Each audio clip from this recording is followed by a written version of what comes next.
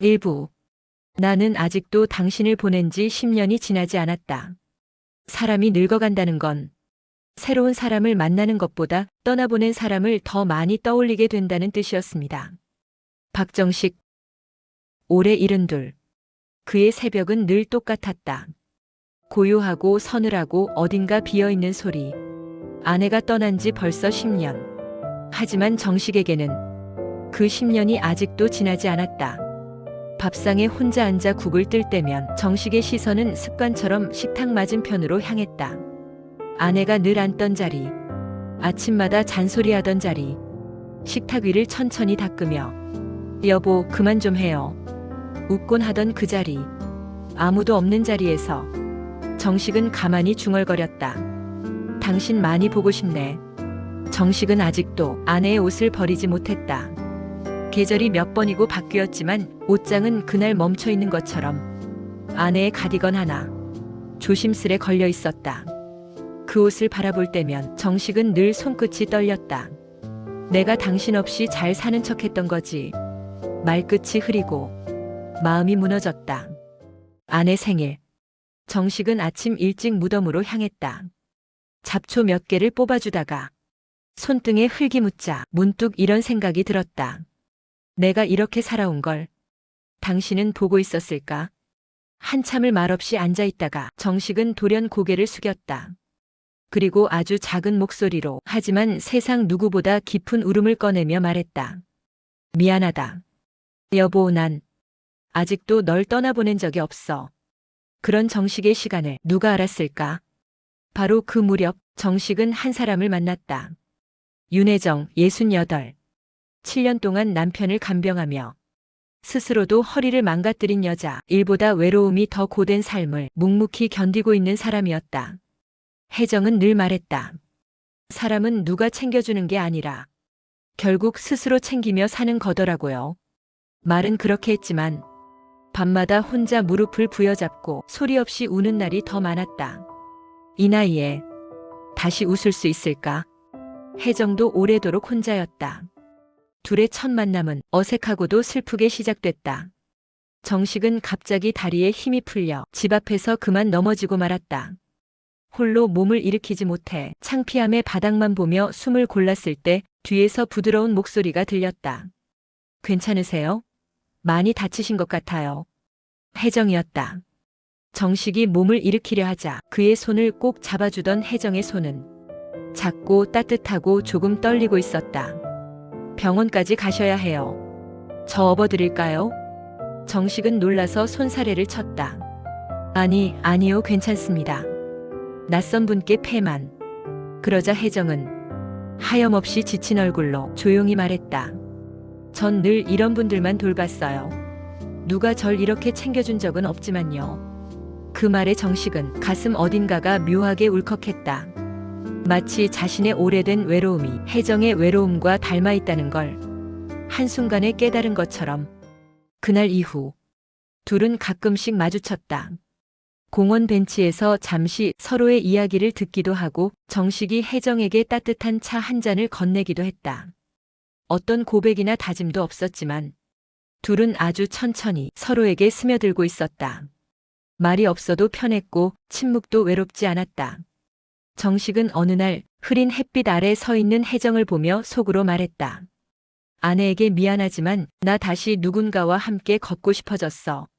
그리고 혜정 역시 정식의 등을 바라보며 작은 희망을 품었다. 내 남은 날 누군가와 나누고 싶은 마음이 아직도 있구나. 그렇게 두 사람은 아주 조심스럽게 하지만 깊은 마음으로 서로에게 다가가고 있었다. 그러나 두 사람의 조용한 사랑이 누군가의 상처가 될 거라는 걸 아직은 몰랐다. 아직은 폭풍이 몰려오기 전이 짧고 따뜻한 봄날이었다. 2부. 아버지, 우리 엄마에게 죄짓지 마세요. 행복을 찾는 일이 누군가에게는 축복이지만 누군가에게는 상처가 될 때가 있습니다. 그게 가족일 때는 더 아프죠. 정식과 혜정의 관계가 조금씩 깊어지고 있던 어느 날, 봄비가 간간히 내리던 저녁, 정식의 휴대폰이 울렸다. 정식은 전화를 보자 갑자기 심장이 내려앉는 느낌을 받았다. 왠지 좋지 않은 예감이 들었다. 전화를 받자마자 아들의 목소리는 이미 화가 잔뜩 배어 있었다. 아버지, 요즘 누구 만나고 계시죠? 정식은 잠시 말을 잃었다.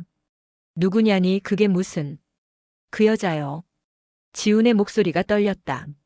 화 때문이 아니라 두려움 때문인 것처럼. 아버지 제발. 우리 엄마에게 죄 짓지 마세요.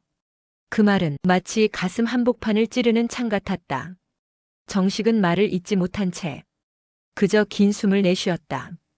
지훈아, 아빠도 혼자 오래 살았잖니. 그러자 지훈이 울분을 터뜨렸다. 혼자 사는 게 힘들어도 어떻게 다른 여자를 만나세요? 엄마가 들으면 얼마나 가슴 아플지 생각 안 하세요? 정식은 무너지는 듯 눈을 감았다. 그 말을 가장 많이 한 사람은 사실 여느 날 밤마다 정식 자신이었다. 여보 내가 이래도 되나? 자책은 항상 정식을 따라다녔다. 며칠 뒤 정식은 딸 지혜도 만나 이야기를 나눴다. 지혜는 아버지 앞에서 애써 웃어 보였지만 눈은 붉게 충혈되어 있었다. 아버지, 엄마 떠나시고 아버지가 혼자 지내시는 거 저도 너무 마음 아팠어요. 정식은 고개를 끄덕였다. 지혜의 떨리는 손이 꼭 자신의 말 못한 시간을 이해하는 듯 했다. 하지만 지혜는 이내 고개를 숙이며 말했다. 그런데 다른 분이 아버지 옆에 계신다는 게 아직은 너무 힘들어요. 엄마가 집에 계신 것 같아서 아직도 그 자리가 비어 있는 걸 인정하기 싫어서 마지막 말은 울음으로 끊겼다. 정식은 손을 뻗어 딸의 머리를 쓰다듬었다. 지혜야, 아빠가 너희 엄마 잊은 적 없다. 단 하루도. 그 말이 떨어지자 지혜는 고개를 들었다. 두 눈에서 결국 눈물이 떨어졌다. 그런데 왜 또 다른 사람을 사랑하려고 하세요? 정식은 대답하지 못했다. 답을 찾을 수 없어서가 아니라 이미 그 질문을 수천 번 스스로에게 던져봤기 때문이었다. 내가 다시 누군가를 사랑해도 되는가? 그게 죄가 되는가?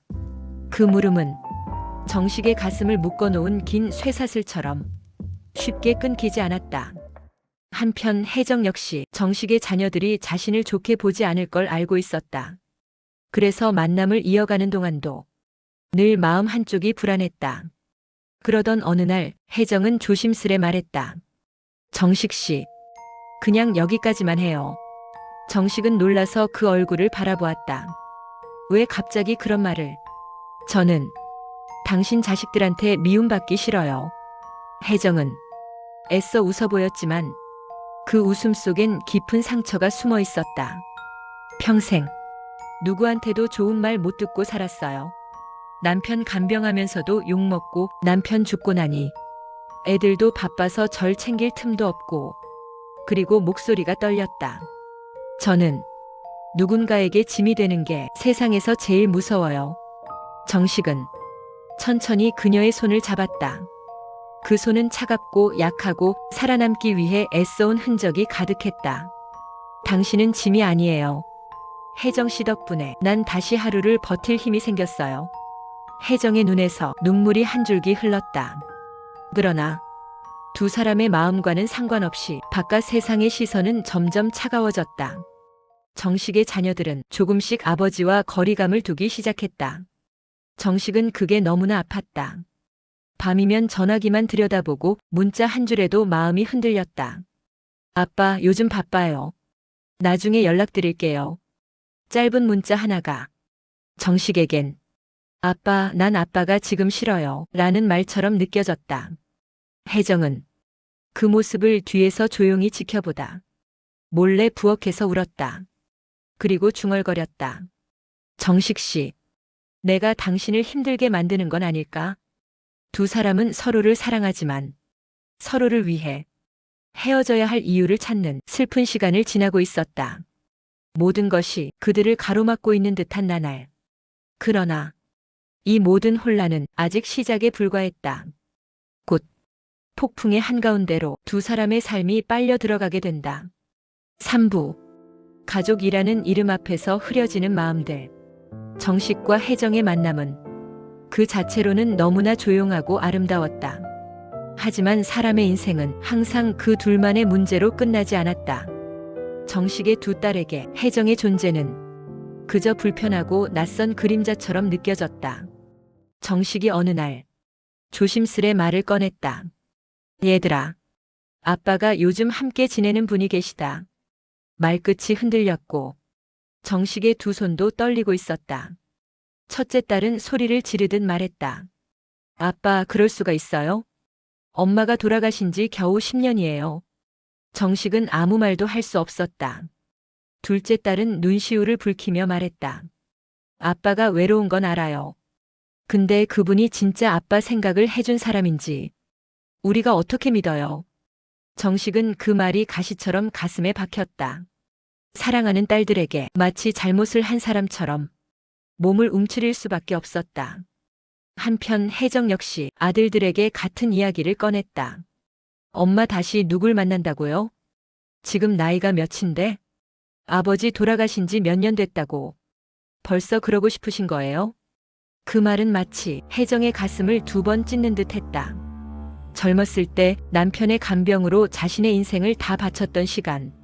그때보다도 지금이 훨씬 더 슬펐다. 그날 밤 정식은 방 안에서 아내의 사진을 오래 바라봤다. 그리고 낮게 중얼거렸다. 여보, 내가 잘못하고 있는 걸까?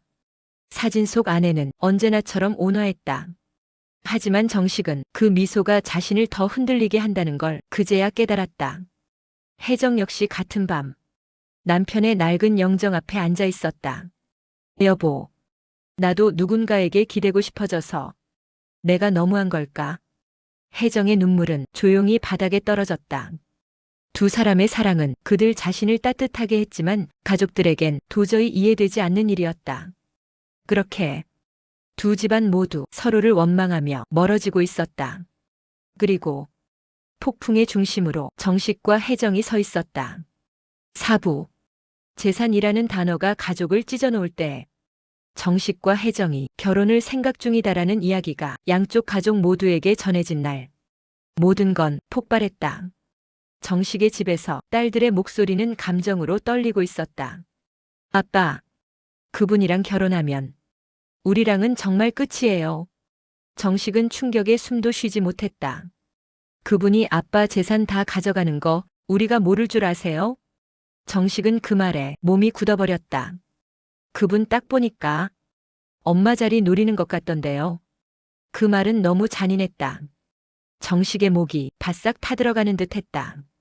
얘들아, 그분은 그런 분 아니야. 하지만 딸들은 이미 마음을 닫아버린 후였다. 혜정의 집에서도 비슷한 광경이 펼쳐졌다. 엄마 재산 그쪽 가족에게 넘어가면 우리는 뭐가 돼요? 엄마, 그 아저씨 엄마한테 사기치는 거 아니에요? 혜정은 평생을 일해 모은 돈을 떠올렸다. 그리고 자식들의 얼굴도 떠올렸다. 정식과의 미래, 자식들의 불안. 그 사이에서 혜정의 마음은 천천히 찢어지고 있었다. 그날 밤 정식과 혜정은 오랜만에 공원에서 마주 앉았다. 둘 다 서로의 얼굴을 보지 못한 채 눈물만 삼키고 있었다. 혜정이 조용히 말했다. 우리 사랑 하나 때문에 너무 많은 걸 흔들어 놓고 있는 것 같아요. 정식은 고개를 들지 못했다. 당신이 다 손해보는 것 같아서 내가 미안해. 그 말 이후 둘은 오랫동안 아무 말도 하지 않았다. 바람만 마른 나뭇가지 사이를 서글프게 흔들고 있었다. 그때 혜정이 떨리는 목소리로 말했다. 정식 씨, 혹시 우리 그냥 그만둘까? 그 말에 정식의 세상이 멈춰버렸다. 말문이 막힐 정도로 가슴이 찢어졌다. 혜정 씨, 나 당신 없으면. 정식은 말을 잇지 못하고 얼굴을 감싸쥐었다. 혜정은 조용히 정식의 손등에 손을 얹으며 말했다. 나도 당신이 좋았어요. 하지만 우리 둘 때문에 아이들이 서로 상처받는 건 그건 엄마 아빠로서 할 짓이 아니잖아요. 정식은 아무것도 말할 수 없었다. 그 자리에서 흘린 눈물만이 대답을 대신하고 있었다. 두 사람의 사랑은 그렇게 가족들의 상처 앞에서 조용히 무너지고 있었다. 하지만 이대로 끝나는 이야기라면 가족이라는 단어는 너무 잔인했을 것이다. 오부. 사랑이 남긴 마지막 선물. 정식은 며칠 동안 딸들과 연락을 끊고 지냈다. 그저 방 안에서 작은 상자를 꺼내 아내의 유품을 천천히 바라볼 뿐이었다. 그 상자 안에는 한 장의 편지가 있었다. 아내가 생전에 써놓았던 편지. 정식은 떨리는 손으로 그 편지를 펼쳤다. 여보에게. 당신은 내가 떠나도 너무 오래 혼자 있지 않았으면 좋겠어요. 당신은 늘 남을 챙기느라 정작 자신은 잘 돌보지 않던 사람이니까 혹시라도 당신 마음을 따뜻하게 해주는 사람이 나타나면 주저하지 말고 그 손 꼭 잡아요. 우리 딸들이 이해 못해도 나는 이해해요. 나는 당신이 남은 생을 외롭지 않게 사는 게 그저 고마울 뿐이니까. 여보, 사랑했고 지금도 사랑합니다. 정식은 그 자리에서 끝내 울음을 터뜨리고 말았다. 천천히, 오래, 온몸이 떨릴 만큼 울었다. 며칠 뒤 정식은 딸들을 불렀다. 아내의 편지를 조심스레 내밀며 말했다. 이게 엄마 마음이란다. 딸들은 편지를 읽는 동안 입술을 꽉 물었다. 그리고 편지를 다 읽고 나서야 조용히 눈물을 흘렸다. 아빠, 우리가 너무 몰랐네. 정식은 그제야 딸들을 품에 안았다. 그동안 말하지 못했던 마음들이 한꺼번에 터져나왔다. 같은 날, 혜정에게도 소식이 전해졌다. 혜정의 아들들이 뜻밖의 말을 해왔다. 엄마, 그 아저씨를 직접 만나봤어요. 그런 분 아니세요. 우리가 너무 의심만 했던 것 같아요. 혜정은 놀라 손으로 입을 가렸다. 엄마가 남은 날 누군가랑 함께 있고 싶다는 거 우리가 이해 못했어요. 이제는 응원할게요. 그 말에 혜정은 울음을 삼키지도 못하고 그 자리에서 무너져 울었다. 그리고 며칠 후 정식과 혜정은 다시 만났다. 오늘따라 따뜻한 햇빛이 길 위에 부드럽게 쏟아지고 있었다. 둘은 서로를 보자마자 말없이 손을 잡았다. 정식이 조용히 말했다. 우리 다시 걸어볼까요? 혜정은 고개를 끄덕이며 말했다. 네. 이제는 누구에게 미안하지 않은 사랑이니까요. 그날 공원 벤치에 앉은 두 사람의 뒷모습은 마치 오래전부터 한 사람처럼 이어져 온 그림자 같았다. 서로의 손은 늙고 굳은 손이었지만 그 손끝에는 따뜻함이 가득했다. 그리고 그 따뜻함이 두 사람의 남은 생을 조용히 밝혀줄 것만 같았다. 사랑은 젊은 날에만 찾아오는 줄 알았다. 하지만 두 사람은 알게 되었다. 진짜 사랑은 나이가 아니라 용기로 만나는 것이라는 걸. 끝까지 들어주셔서 감사합니다. 구독과 좋아요 꼭 눌러주세요. 보고 싶다. 여러분.